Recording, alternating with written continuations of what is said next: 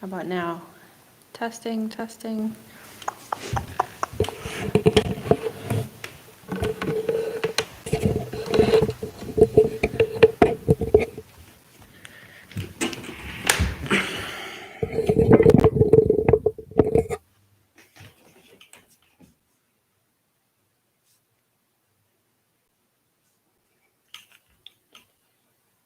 Come on now.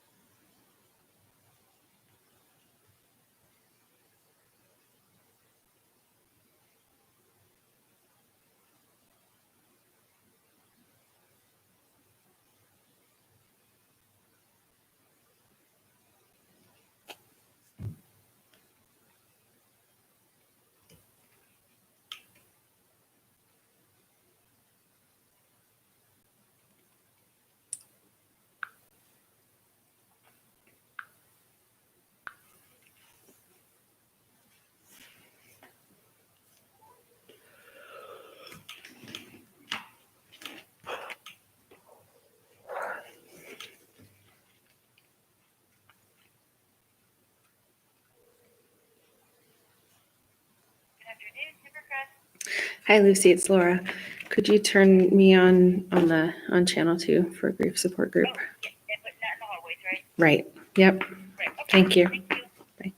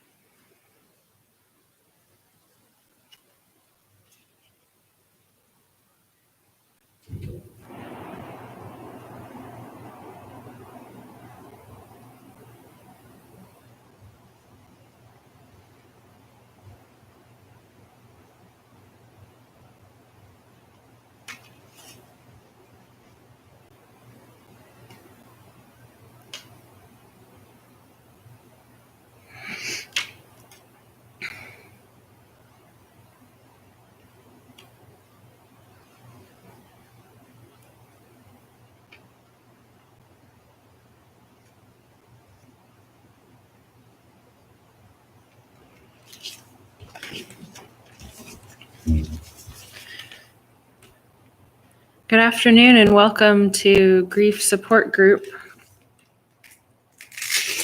I'm Laura Stone. I'm the chaplain, and this is a time in the week when we take a little bit of time out, step away from normal, I guess, if we can call anything normal right now. We step away from normal routines and pay attention to this thing that travels with us, this grief.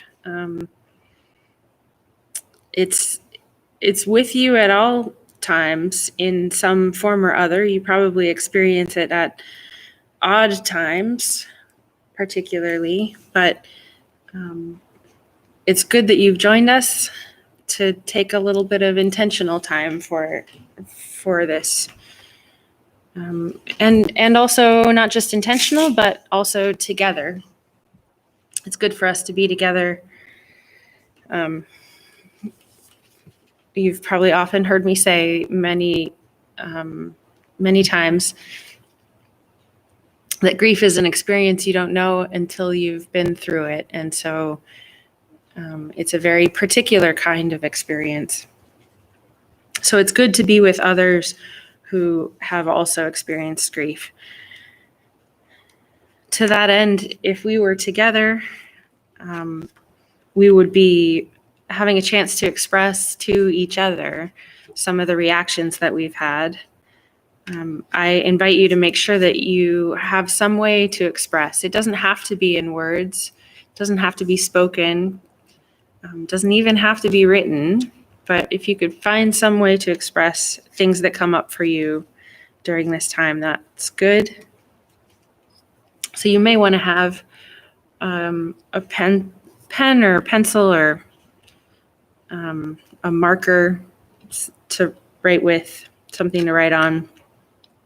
While we go through this, I'll read a chapter of the book and then we will take a little bit of silence.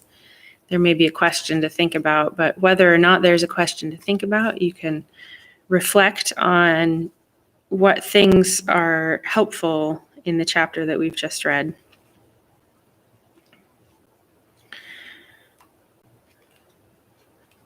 Grief is also can be a very physical experience, and it is rather exhausting for your body. Your body can behave in kind of odd ways at times. And so as we begin, I invite you to take a little bit of time to check in with your body, check in with your spirit. Take a couple deep breaths. Stretch out anything that's tense. Settle into your seat, settle into this time. And maybe ask yourself deeply where you are at this point in time, at this point in your journey. How is it with your spirit today? So we'll take a moment of quiet to do that.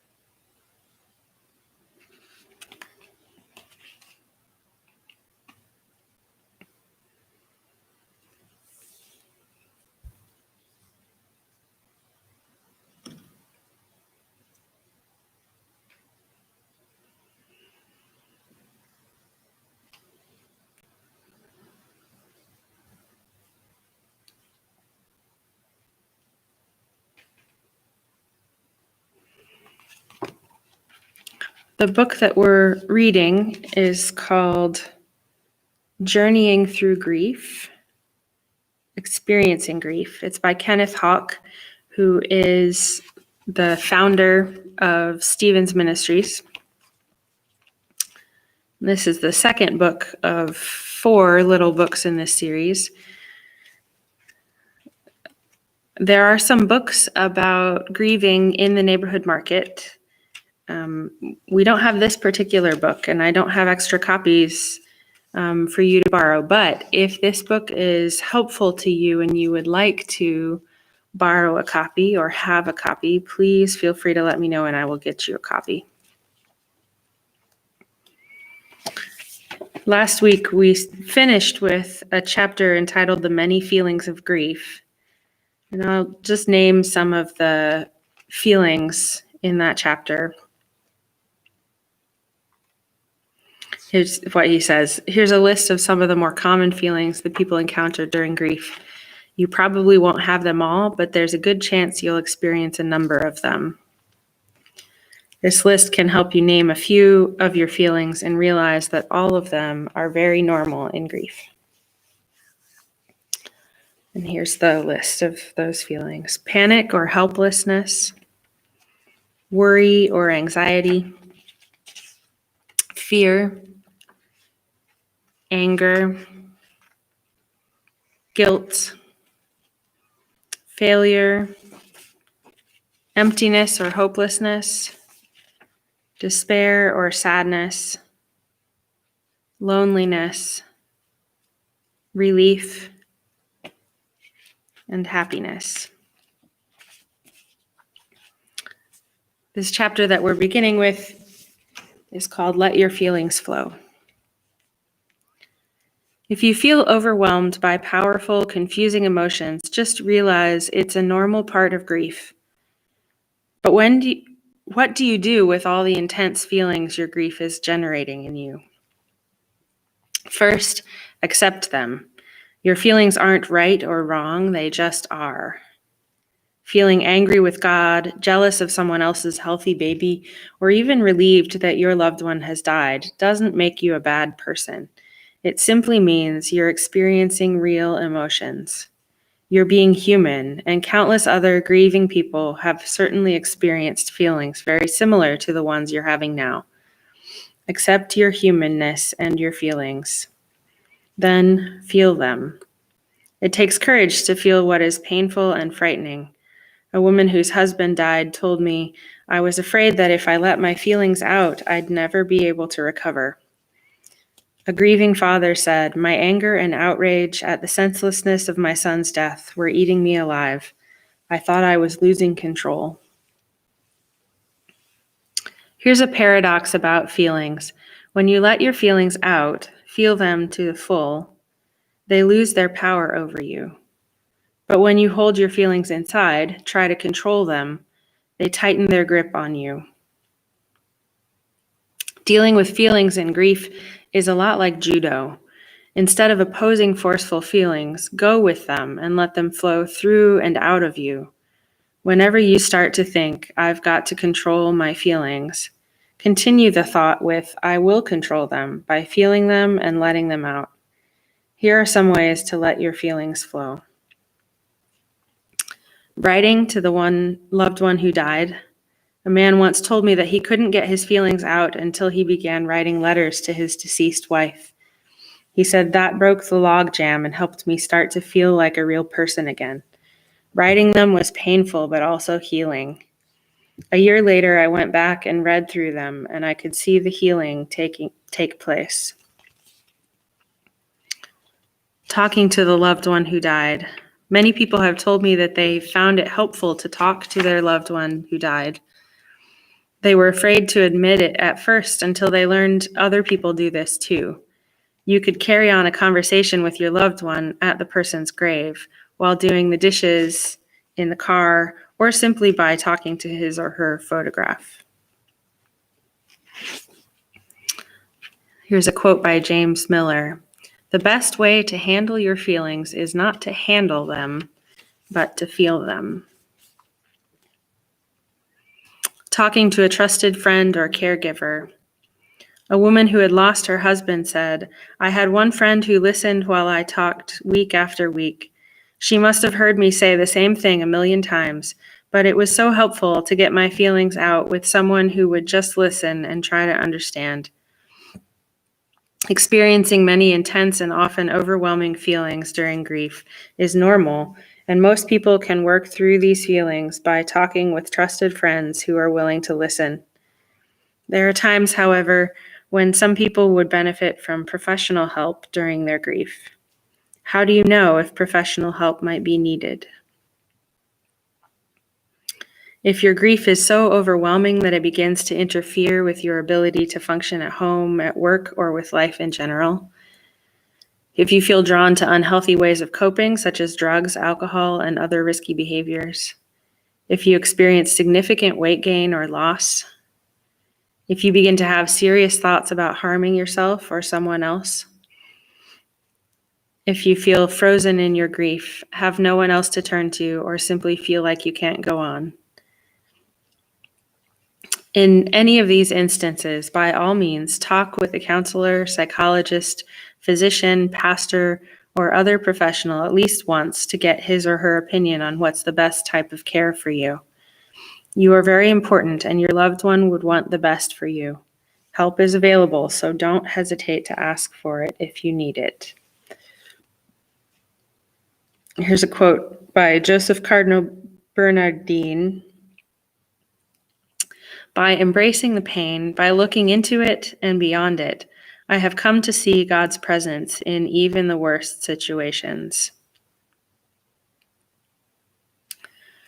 Whatever you do, however you need to do it, and as painful as the feelings may be, let your feelings flow, because you can heal only what you feel.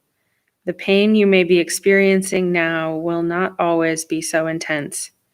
As you work through your grief, the pain will gradually lessen until one day it becomes a bittersweet reminder that your loved one still lives on in your heart and in your memories.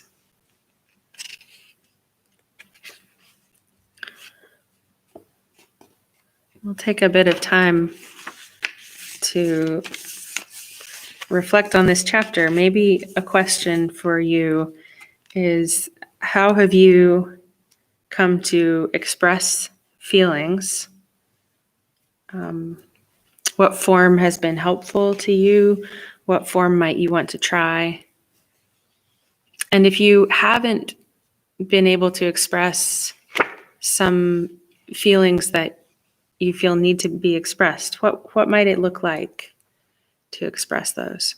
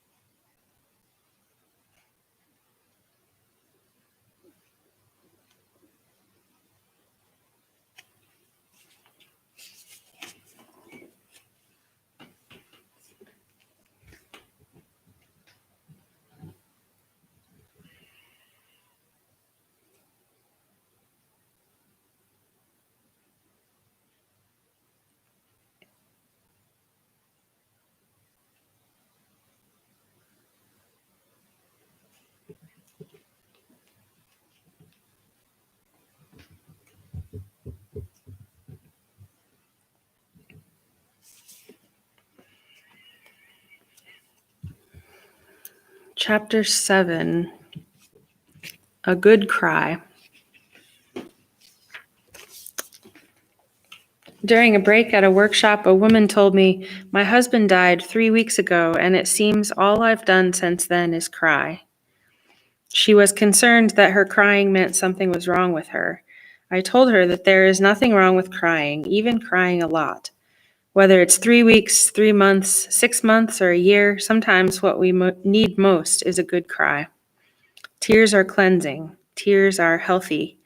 Tears release tension along with the distress. For some people, crying is easy. They can cry anywhere, anytime, in front of anyone. For others, crying is more difficult.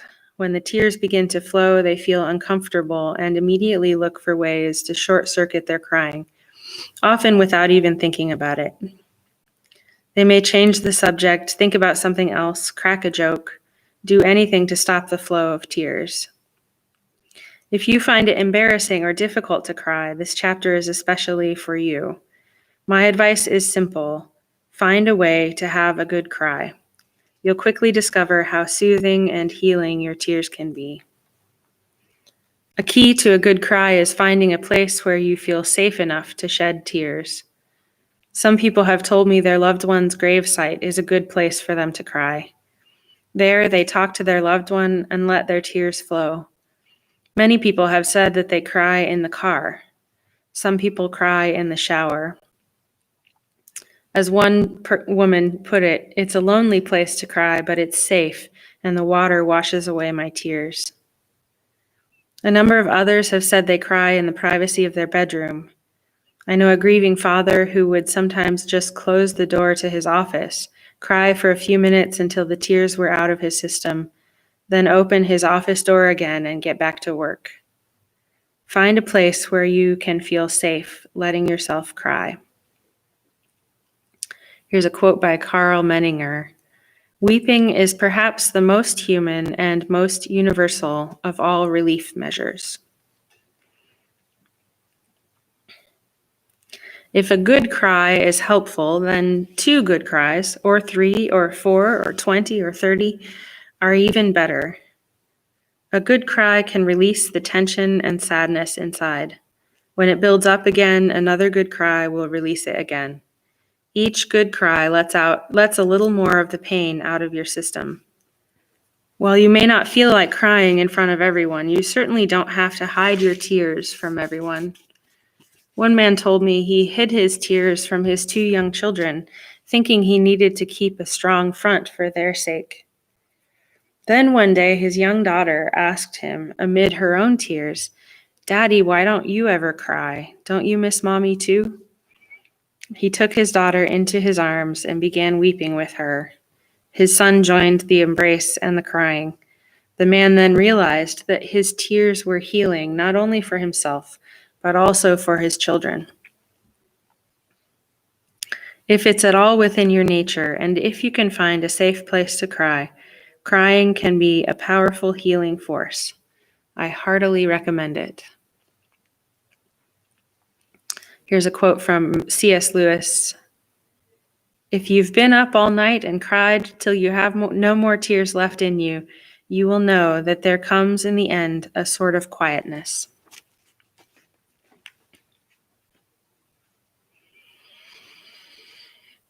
We'll take a moment for reflection.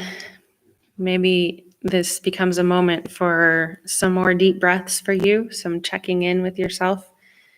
And maybe a question for reflection is, what is your relationship with crying?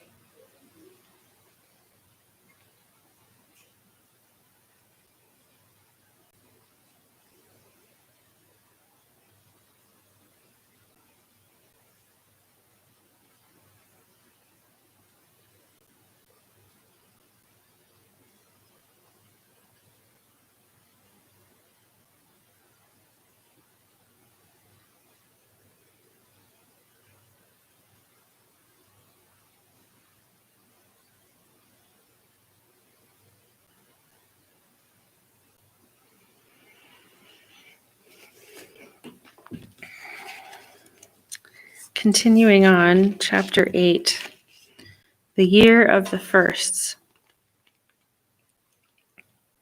A friend of mine refers to the year after a loved one dies as the year of the firsts. He vividly recalls the many painful firsts during the year after his daughter was killed in a car accident. The first birthday, the first time going back to church, the first backyard barbecue, the first back to school day, the first ball game, the first Christmas, the first vacation, and so on. Each first ended with the thought, "Without my daughter." The entire year was filled with agonizing reminders that his daughter was no longer there. You've likely begun to encounter your own painful firsts without your loved one. Each first makes us relive our loss and stirs up the intense pain we first felt. Some of the firsts we can anticipate, such as birthdays, anniversaries, or holidays. We may dread those days in advance, agonize about them, and brace ourselves for their impact. Others sneak up on us and hit us unexpectedly. One woman recalled being overcome with tears on a business trip when she realized it was her first time on an airplane since she had flown to her mother's funeral. A father recalled opening the sports page and seeing an ad about youth soccer tryouts. He suddenly realized that this was the first season he wouldn't be sitting on the sideline cheering for his son. There's no way to avoid the firsts or keep them from hurting. All you can do is recognize that firsts do happen and realize that it's normal to feel the pain of your loss whenever a first occurs. Although each first brings back the intense hurt we initially felt, we typically grow a little stronger afterward. The seconds then hurt a little less, and the thirds hurt even less still. These occasions may always hurt some, but in time, they'll also begin to jog warm memories of your loved one that will bring comfort to soothe pain. Here's a quote from Joshua chapter 1. Do not be discouraged, for the Lord your God will be with you wherever you go.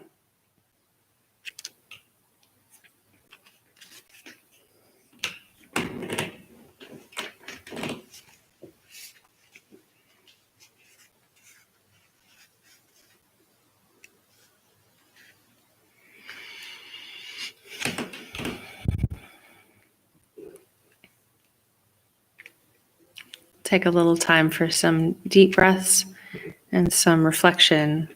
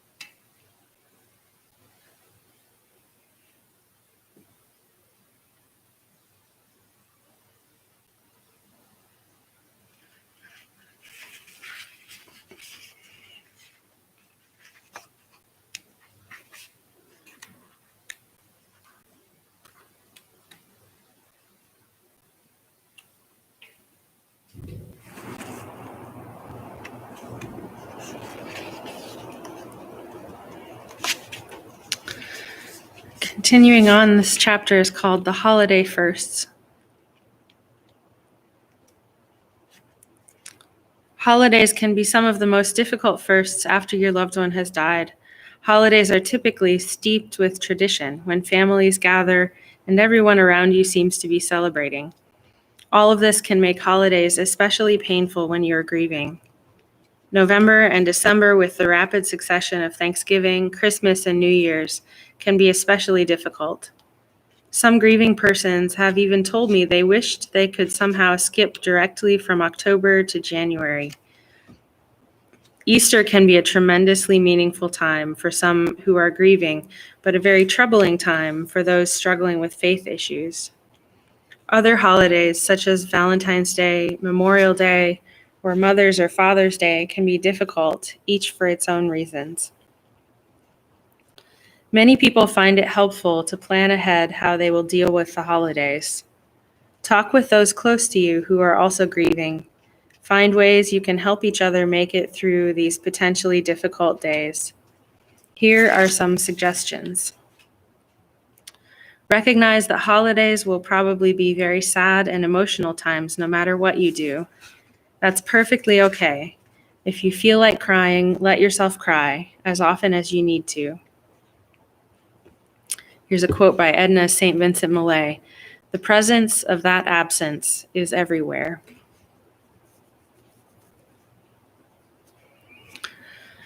Only think about how to make it through this holiday. Don't worry about the second or third. Focus on the first one. What you do this year will probably be unique and doesn't have to become the tradition for future years. Don't be afraid to change some traditions. You may not have a choice.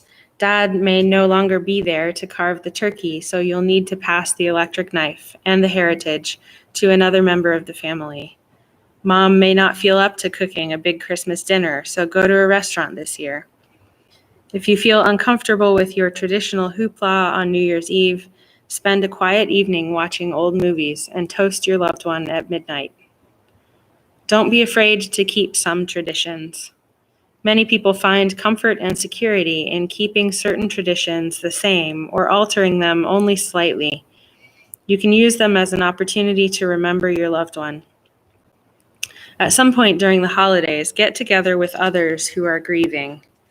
Many grieving people find it helpful to gather with others who have also experienced losses during the past year. These people will better understand what you're going through, and you can support and care for each other during this difficult time.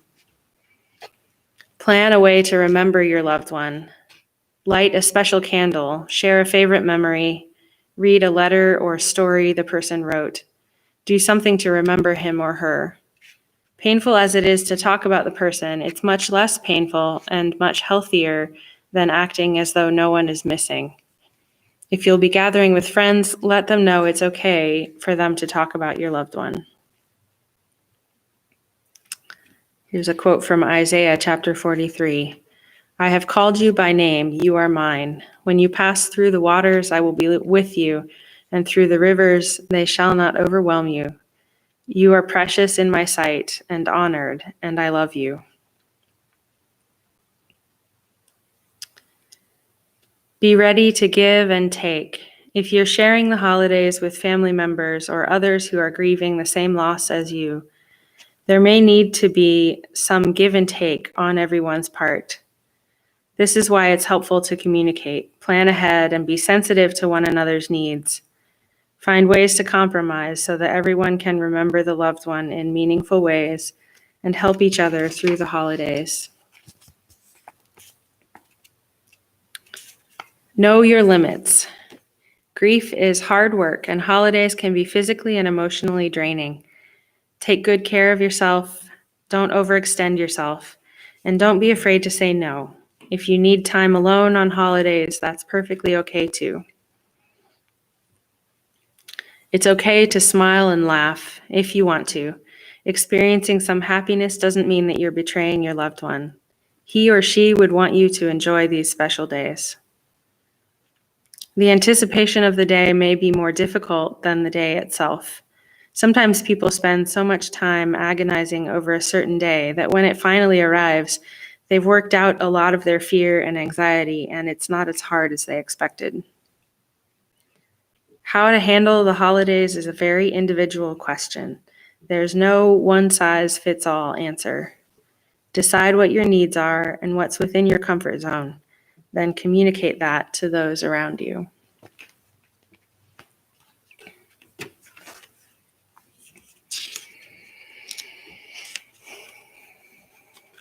As we come to the end of our time together in this grief support group today, I want to invite you to check in with your body, check in with your spirit one more time. Take some deep breaths. Maybe stretch or wiggle your toes. Ask yourself what you need in this moment. If you need a little more time in this kind of reflective space, then please allow yourself to take that time. If you are ready to move into the rest of your day, whatever that holds for you, take a moment to notice what you need in order to be able to move forward as gracefully as you can. The things that are brought up here in this group are likely, some of them may not be very easy, and so you may need to take a little extra care of yourself. So maybe there's a little buffer that you can do. Maybe it's calling a friend that you know will make you laugh, or talking to somebody that you know will listen well. Maybe it's going outside or opening the window and getting a little breath of fresh air. Maybe it's singing a hymn. You know what's right for you. Please take this moment to do that so that you can transition into the rest of your day. As always, please give me a call if you would like to talk, if you need extra help. Please let me know. We'll find some time. Also, reach out to others in this group. There are many of you out there that are going through some stage of a grief journey.